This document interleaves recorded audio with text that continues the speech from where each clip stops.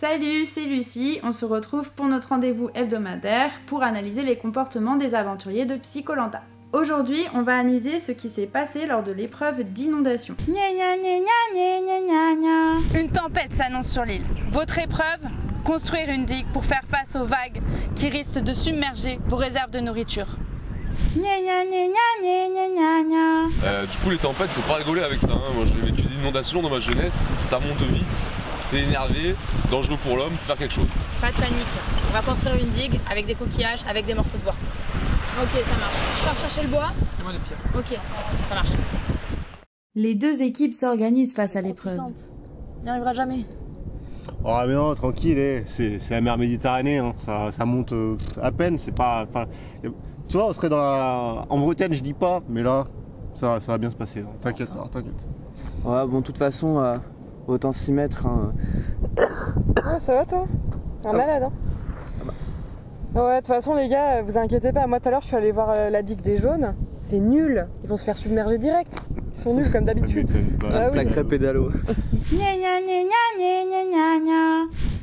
C'est finalement l'équipe des jaunes qui gagne haut la main cette épreuve.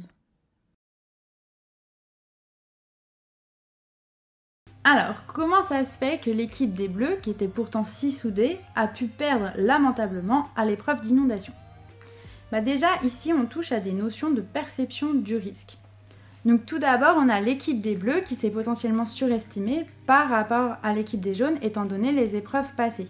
Et du coup, ils se sont peut-être sentis moins vulnérables face au risque. Donc ça a pu favoriser ce qu'on appelle en psychologie l'optimisme comparatif. Alors c'est quoi l'optimisme comparatif? Ça peut se définir par la tendance des individus à croire en fait qu'ils ont moins de chances que les autres de vivre un événement négatif et plus de chances que les autres individus à vivre une expérience positive.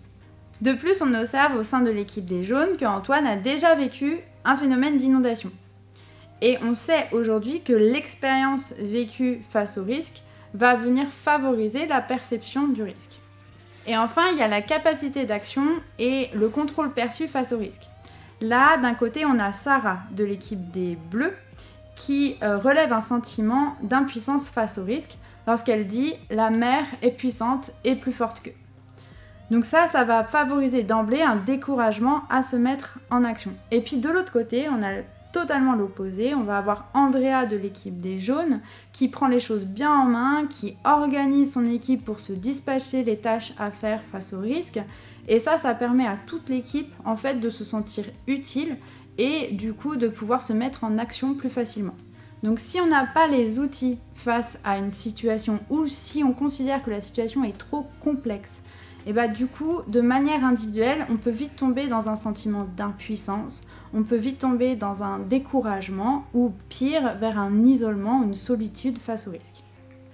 Donc d'autres variables peuvent aussi venir influencer la perception du risque et notamment le niveau de connaissance face au risque.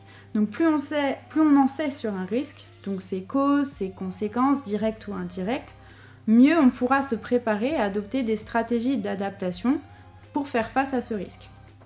À ce propos, est-ce que vous avez déjà été fresqué? Alors la fresque du climat, elle mobilise l'intelligence collective pour aider les participants à s'approprier le sujet du changement climatique. Donc en retraçant le lien de cause à effet, la fresque du climat, c'est un bon moyen de prendre du recul et de comprendre les enjeux climatiques dans leur globalité. Donc n'hésitez pas à vous informer sur les fresqueuses ou les fresqueurs près de chez vous. Vous avez les contacts dans la description de la vidéo. Et maintenant, je vous dis à la semaine prochaine pour l'analyse de la prochaine vidéo.